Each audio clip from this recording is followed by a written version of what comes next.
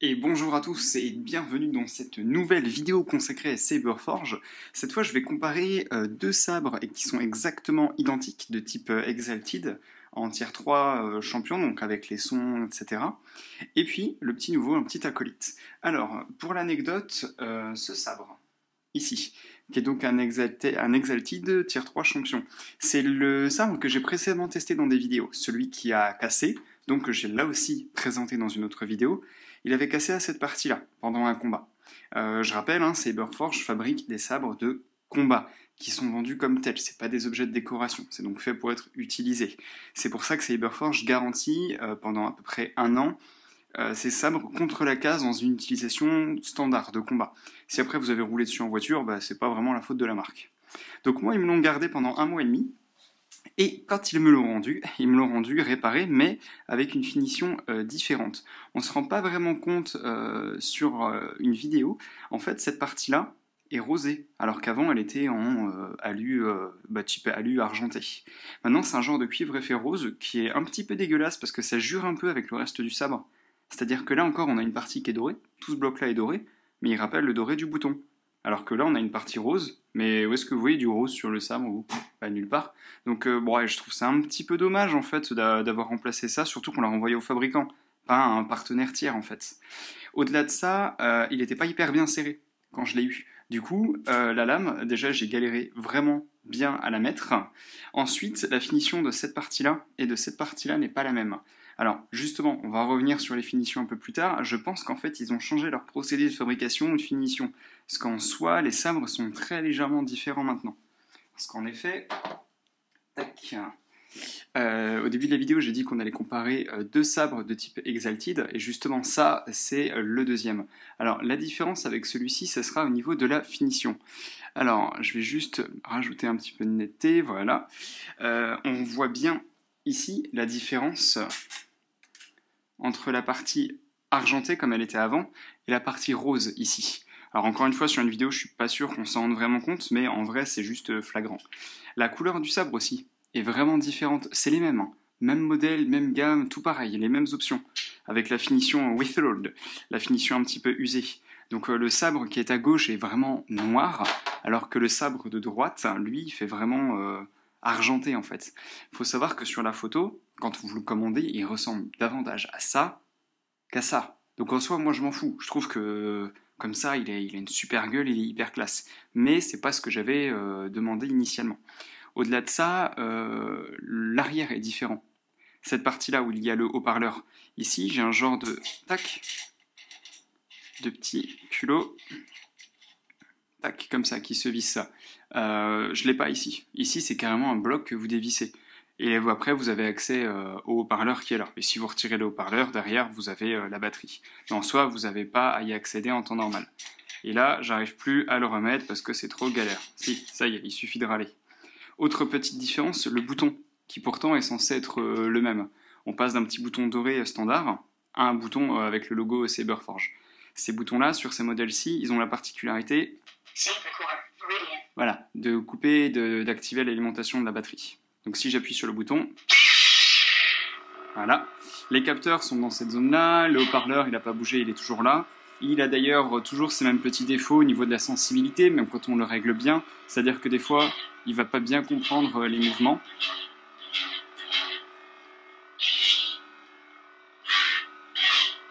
Voilà. La lumière, elle est toujours aussi belle, vous avez toujours 5 degrés de clignotement, c'est-à-dire que là, je l'ai mis sur le premier degré. En fait, soit vous avez une lame fixe, soit vous augmentez l'intensité du clignotement au fur et à mesure. Moi, j'aime bien faire comme ça fait un peu plus laser en soi. Donc, je vais l'éteindre.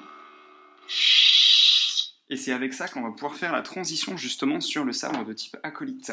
Ce que vous voyez ici justement, j'ai dit qu'on déconnectait la batterie. Justement, on ne le fait pas comme ça sur l'acolyte. Et je peux vous dire que j'ai cherché un moment, parce que c'est pas expliqué en fait.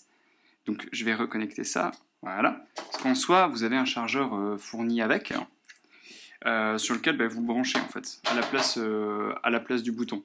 Donc pour ça, ça paraît évident. Vous voyez la prise, vous voyez le machin, vous branchez. Sauf que, quand vous commandez l'acolyte, tac, vous avez bien pareil, deux emplacements. Sauf que l'un, celui-ci, c'est un bouton poussoir. Voilà, donc c'est un modèle sans son. Donc c'est un bouton poussoir. Et l'autre, en fait, il sert à rien. C'est pas un bouton, en fait, c'est une plaque en plastique. Voilà. Donc je me suis dit, ah, ça a changé. Ok. Mais c'est où? Donc je l'ai tourné, retourné dans tous les sens. En fait, c'est un peu galère. Et je suis un peu déçu de ce système. Il aurait été bien qu'il refasse la même chose, en fait, avec ça. Tac, il faut dévisser. Voilà. Encore, encore. Cette partie-là, vous la mettez de côté. Ensuite, vous avez une petite languette qui est... Hop là, il faut avoir des doigts longs et fins. Et là, vous tirez un genre de pile batterie, en fait. Et après, vous l'enlevez, il y a un scratch autour, et vous le mettez là-dessus. Sauf que ça, le chargeur, vous voyez le format? Américain. Donc c'est un petit peu couillon quand on a un paquet qu'on envoie à destination de l'Europe. Bah, je pense qu'à moins qu'on n'ait pas la lumière à tous les étages, on met un adaptateur européen, quoi. Enfin, voilà, bref, j'ai été un petit peu déçu par ça. D'autant qu'en fait, le truc, il est en plastique extrêmement léger, le machin, il doit faire 10 grammes à tout casser. Ça ne pue le Made in China, pas qualité. D'ailleurs, vous avez tous les petits, sur l'étiquette, tous les petits logos chinois. Simplement, j'ai pas du tout confiance d'utiliser un truc comme ça. Donc plutôt que de me faire chier à acheter un adaptateur, je vais carrément racheter un chargeur. Ce qui est un petit peu dommage quand on achète un sabre. Titre d'information, ce sabre-là, avec la finition usée, la LED 12 watts, parce que normalement c'est un truc à pile, donc ils vous mettent une batterie quand vous passez à la LED 12 watts, et avec la lame, ça m'a coûté 185 €, je crois. Après, ce qui coûte cher en soi, c'est que, oula, si je ne le mets pas dans le bon sens, c'est que sur ce modèle-là, qui au passage est excellent, c'est que vous avez la possibilité de changer la LED. Chose que j'ai regretté de ne pas pouvoir faire sur l'Exalted et qui n'était pas mentionnée sur le site, et qui ne l'est toujours pas d'ailleurs, je crois. C'est-à-dire qu'en fait, sur un sabre de type Exalted, tac, je vais reprendre celui-ci, vous avez la lame qui n'est enfoncée que... pardon, hop, je vais me remettre en face. La lame n'est enfoncée que de ça, dans le sabre, enfin dans le manche, pardon. Du coup, c'est vrai que c'est pas super profond. Ça, c'est un tube qui est creux, et dans ce tube creux, vous avez une petite feuille, comme une feuille d'aluminium, qui fait un tube et qui permet de mieux réfléchir la lumière. Et ici seulement, vous avez votre LED. La LED est totalement inaccessible. Et quand je dis inaccessible, c'est-à-dire que même si vous démontez le sabre en 3 parties, c'est une vraie galère à accéder. Donc du coup, c'est mort. Sauf que quand je l'avais commandé, au départ, je l'avais demandé avec justement un pack de LED Quick Connect. Donc Saberforge m'avait remboursé à ce moment-là. Les LED de Quick Connect, c'est exactement ça. J'attends qu'il fasse la mise au point. Va-t-il y arriver? Oui. Les LED Quick Connect, c'est ça. Ça, c'est une LED de type ambré. Je vais vous montrer ce que ça donne juste après. L'avantage de ce système, c'est que ça vous permet de changer la couleur de votre sabre sans avoir à changer de sabre. Les deux Exalted ont une lame verte et celui-ci, il a une lame bleue. Pour changer ça, par chance, ils m'ont donné une clé Allen cette fois-ci. La dernière fois, j'en ai pas eu, alors j'étais un petit peu mécontent. Et hop, alors c'est dans quel sens? Parce qu'en fait, j'ai tellement forcé la dernière fois pour bien maintenir la lame. Voilà, c'est comme ça. Vous commencez avec le premier emplacement de clé Allen. Tac, pour retirer la lame. Lame qui, au passage, je crois qu'ils les ont changées elles aussi, parce que maintenant vous avez un point de colle qui retient la feuille à l'intérieur. Le problème, c'est que justement, quand ils m'ont envoyé ces 3 lames, ils m'ont envoyé 3 lames de 37 pouces, je sais pas trop pourquoi. Quand ils me les ont envoyées, à cause du point de colle, ça rentrait pas dans le sabre de type Exalted, dans aucun des deux sabres. Alors je peux vous dire que ça m'a fait un peu chier. J'ai dû prendre des ciseaux, des pinces, et puis retirer à la main la colle qu'il y avait dans les sabres. Autant vous dire que c'est pas ce qu'il y a de plus pratique. Une fois que la lame est enlevée, hop, on passe au deuxième. Je sais jamais dans quel sens il faut tourner, surtout que j'avais bien serré. Et on va y arriver. Faire dans l'autre sens, ce sera peut-être plus facile. Voilà. Tac. Voilà, ensuite, vous le secouez, c'est dommage qu'ils aient pas mis un genre de système de languette. Vous tirez, et là, vous voyez l'intérieur du sabre avec le Quick Connect. Donc là, on est bien sur du bleu, ok, je l'éteins, on débranche ici, tout simplement, on pose le bleu de côté, l'ambré, tac, vous pouvez pas vous planter. tac, vous le branchez. Et là, voilà, on a bien sûr une LED en vrai. Après, il faudra au moins un quart d'heure la première fois pour comprendre comment correctement enfoncer les câbles à l'intérieur. C'est ce que je vous disais avec le système de languette. Vous voyez que tout ça, il faut le remettre à la main dedans. Bien sûr, vous n'avez pas d'accès. Alors, comme ça. Et si ça va pas bien pile au fond, eh ben, vous ne pourrez pas mettre votre lame. Voilà, donc on va dire que ça, c'est bon. Est-ce que... Donc là, je vais essayer de foncer. Alors, je ne vais pas la serrer tout de suite, je veux juste, tac, allumer. Voilà, vous donner une petite idée de ce que ça donne. Donc les lames de 37 pouces et les lames en général, elles sont, vous voyez, elles sont à un bout pointu. Sachant que si vous faites des combats en académie, il faudra poncer ça. Ben moi, vous voyez, ça donne ça justement. Tac, je vais l'allumer. Voilà. On va y arriver parce que c'est pas la même longueur de lame. À la base, cette lame-ci était exactement... Alors j'attends qu'il arrive à faire la mise au point éventuellement. Hop, voilà. Cette lame-ci était exactement comme celle-ci. Sauf que du coup, quand j'ai commencé les combats, c'est trop dangereux d'avoir des lames pointues. C'est même du coup interdit en fait. Donc j'ai commencé par poncer. Et après avec du papier de verre, tac, on a bien raboté le truc histoire que ce soit un petit bout arrondi. Parce qu'en fait, ça, vous avez un pas de vis, vous pouvez techniquement dévisser ça, sauf que c'est tellement galère que c'est plus facile de couper et de poncer. Voilà. Après, rien ne vous empêche d'en garder une lame avec un bout pointu pour du cosplay, pour des démonstrations, etc. C'est vrai que c'est carrément plus joli. Mais à côté de ça, d'un point de vue sécurité, voilà, pensez à votre adversaire, évitez de lui mettre un truc pointu dans l'œil. Sinon, au niveau des sabres, les sabres de type Exalted, je les adore. Ils sont très lourds, ils sont massifs, mais je les adore pour justement ce côté prise en main. Au-delà de ça, avec la forme de mes doigts, la prise en main, je les prends comme ça, en fait, et je peux facilement les faire tourner et autres. Donc après, bon, chacun sa morphologie. J'adore ces sabres pour le combat à deux mains, donc avec la première forme, par exemple, de Shiicho. Par contre, j'ai testé du Makashi. La deuxième forme, où on a plutôt une arme à une main dans la main, c'est impossible. C'est beaucoup trop lourd et beaucoup trop fat, pas assez maniable. C'est pour ça qu'à la base, j'ai commandé justement cet acolyte. Tac. Et vous voyez justement la différence de gabarit si on met les deux côte à côte. Tac, alors, attendez, hop là. On a déjà quelques centimètres en moins sur le bout. Au niveau de l'épaisseur, c'est assez dur de s'en rendre compte sur une vidéo, mais c'est quand même pas la même. Il y a peut-être allez, 1 centimètre, un peu moins. Ouais, non, il y a à peu près 1 centimètre d'écart en fait entre le diamètre, au niveau du diamètre du manche. Et c'est surtout le poids qui est assez impressionnant. Quand on a l'acolyte en main, on a l'impression de ne rien avoir. Par contre, les lames de 37 pouces, vous sentez que le sabre il part en avant. Que ce soit sur un Exalted ou un acolyte. Ça, je trouve ça un petit peu dommage. Du coup, je vais faire raccourcir les lames parce que c'est beaucoup trop lourd. Donc en gros, les sabres de type Exalted, c'est parfait si vous voulez vous battre à deux mains avec. C'est des sabres qui sont massifs, qui sont beaux, qui peuvent être fragiles ici, attention. J'ai pas redémonté le nouveau pour voir s'ils avaient renforcé justement l'intérieur, qui avait un défaut de conception, qui était bien trop fragile pour les combats. Par contre, ici, vous avez l'accroche ceinture. Le problème de l'accroche ceinture, c'est qu'il faut une clé Allen et ils ne la fournissent pas. C'est-à-dire que déjà, je suis content d'avoir une clé Allen maintenant de fournie pour enlever la lame. Par contre, c'est à vous de vous démerder pour ça. En plus, c'est avec le système impérial et pas le système métrique. Donc vos clés Allen à vous, bon courage pour en avoir une du premier coup. Tac. Au-delà de ça, l'acolyte corrige le problème entre guillemets dans la mesure où c'est pas la même gamme. Il n'a pas d'endroit plus fragile, entre autres sur le manche. À part bien sûr cette partie-là, mais généralement on a les mains ici. Du moins les deux seuls défauts de ce modèle, c'est le bouton poussoir. Je trouve ça vraiment dommage comparé aux modèles Exalted qui sont là. C'est un bouton, vous voyez, qui dépasse en fait.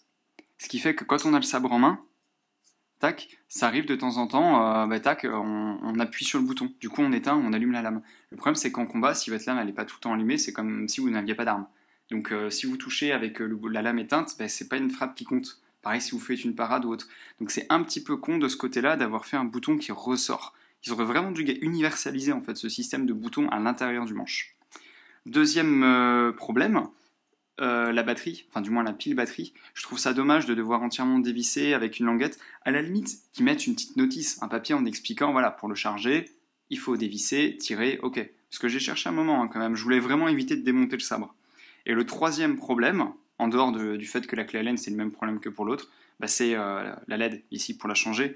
Une petite languette, pareil, ça coûte que dalle de mettre un bout en plastique qu'on tire tout doucement et puis la LED elle sort plus facilement parce que là obligé de secouer le sable dans tous les sens, ça fait un peu chier. Surtout que derrière pour replier les fils à l'intérieur, là pour la vidéo j'ai réussi du premier coup, je trouve ça exceptionnel, je sais pas comment j'ai fait, mais j'ai essayé quelques fois avant, j'ai pas réussi, hein. Il m'a fallu plusieurs minutes. Sinon c'est un excellent sabre qui est super léger, qui est super maniable, hyper agréable à prendre en main, il est vraiment tout doux. Au niveau de la finition il est parfait, à part juste quelques bizarreries habituelles, notamment des taches en fait comme là. Je comprends pas trop pourquoi il y a une grosse tache noire alors que le reste est propre. Mais j'avais les mêmes bugs entre guillemets sur le sabre de type Exalted. Donc on va dire que c'est l'usinage qui fait ça.